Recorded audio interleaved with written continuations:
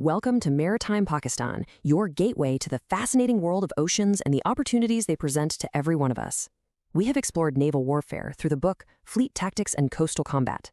Today's discussion covers the 13th chapter of the 3rd edition, Modern Tactics and Operations. For centuries, the rules of naval combat seemed pretty straightforward. But what happens when a new technology, like the long-range missile, comes along and completely rewrites the entire playbook?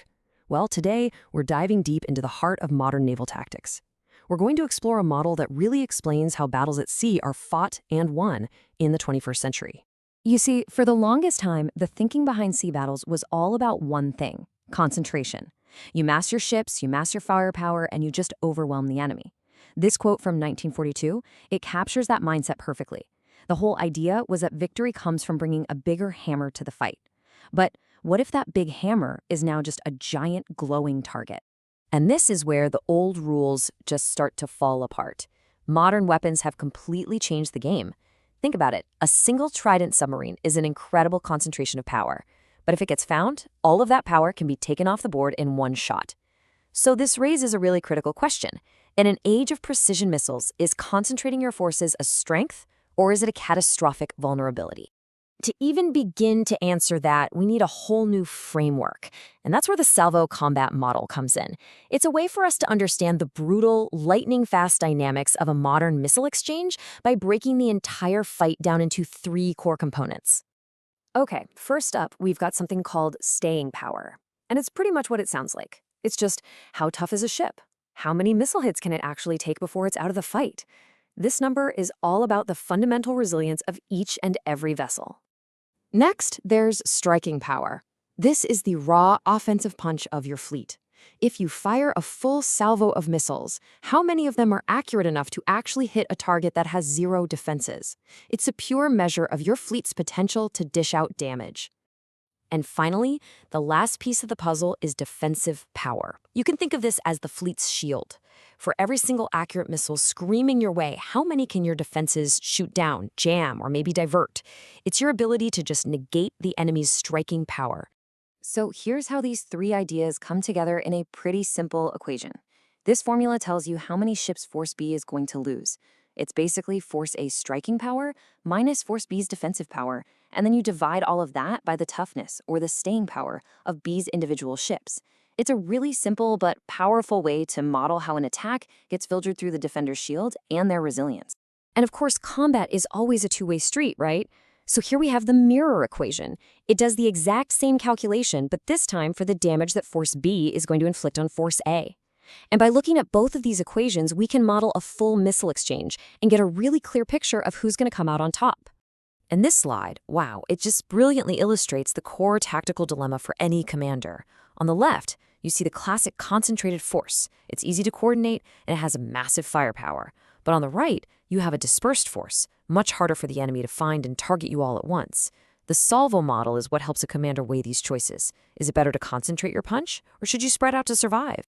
But look, this isn't just theory. This isn't just numbers on a whiteboard. We have decades of real-world data on anti-ship cruise missiles. So let's look at the numbers, because they tell a fascinating and, frankly, a pretty terrifying story about just how lethal these weapons really are. Get this. Against a completely defenseless target, maybe like a commercial tanker, an anti-ship missile has a staggering 91% chance of hitting its mark. That's our baseline. It just goes to show you how absolutely lethal these weapons are when they're completely unopposed. Okay, now what if the target is a warship that has defenses, but it's just not ready to use them? In real-world cases, we've seen the hit probability drop, but only to about 68%. That is still dangerously high, and it proves a crucial point: just having defenses isn't enough.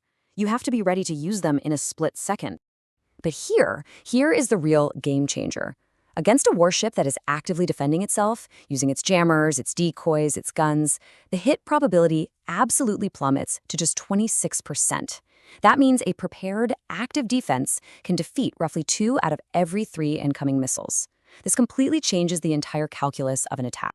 So what does all this mean in practice? Well, this table paints a pretty stark picture. Just look at the row for 3 ships versus 1. If Force A, the bigger one, attacks first, they win completely. 3 ships left, their opponent has 0. But if Force B, the single ship, gets to shoot first, the tables are completely turned. It takes out its opponent and survives. The outcome flips from total victory to total defeat, based only on who shoots first. It just reveals the brutal, incredibly unstable nature of salvo warfare. So the takeaway here is just undeniable. In modern naval combat, it's not about grinding the enemy down over hours or days. It's about landing the first effective blow. The side that can see, target, and shoot first can win the entire battle in the opening seconds. Everything else is secondary. Okay, so if you're a commander, how do you even begin to plan for a fight where that first shot is everything? Let's walk through a hypothetical scenario to see these salvo equations in action. Let's imagine you command Force Small, 7 small warships, called corvettes, with a total of 56 missiles. You're about to go up against Force Towering, a massive fleet of 25 warships, and they're armed with 180 missiles. You are hopelessly, completely outnumbered and outgunned. A straight-up fight, it just looks like suicide. And if you run the math, yeah, it confirms it. If your small fleet attacks the entire enemy force, spreading your missiles across all 25 of their ships, the result is literally less than 0. Their combined defensive power just completely overwhelms your attack. You do no damage, and your fleet is definitely going to be annihilated in the counterattack. But what if you change your tactics? Instead of trying to attack everyone, you concentrate your entire salvo on just a fraction of the enemy fleet, say 12 of their ships. Well, the calculation changes dramatically. Suddenly, you can actually destroy 8 of their warships. Now, you'll probably still lose the battle, but you will have sold your fleet dearly, inflicting serious harm on a vastly superior enemy. This is the kind of tough tactical choice that the salvo model makes possible. Now, pulling off this kind of coordinated, focused attack doesn't just happen by accident.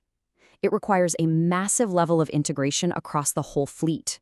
And this idea is really the foundation of modern naval doctrine, something often called network-centric warfare.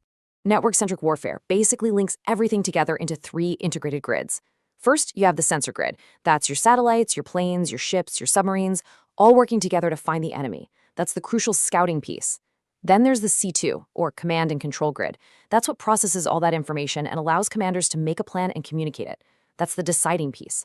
And finally, the shooter grid links the sensors directly to the weapons, coordinating all the missile launches across the entire fleet to pull off that one effective first strike. It's a system that's built for speed and precision. So let's pull all these different threads together. What are the new rules of naval combat that emerge from this model? Well, it really all boils down to 3 key competitions.